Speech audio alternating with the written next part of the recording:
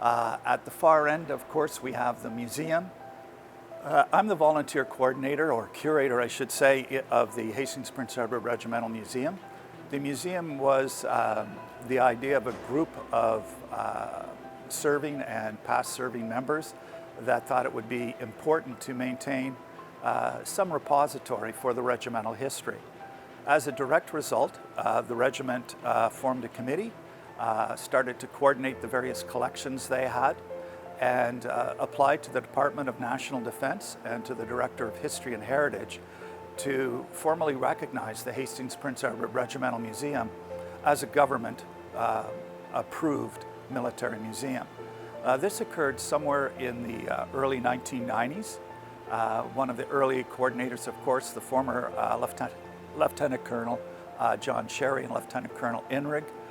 Both these former COs were instrumental in getting the museum off the ground. We do active research, get lots of questions via email, phone, sometimes snail mail even, for direct historical questions.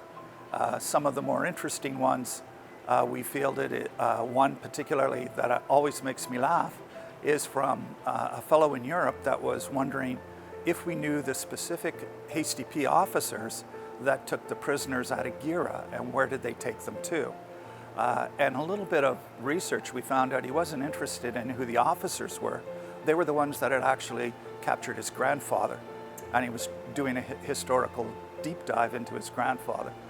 Many of our direct exhibits refer to the citizen soldier as well as the home front. I guess if I was trying to think of one thing that I would like people to know about, it would just be that the Armoury is part of the community, part of the larger community, and it's available for people to come and learn.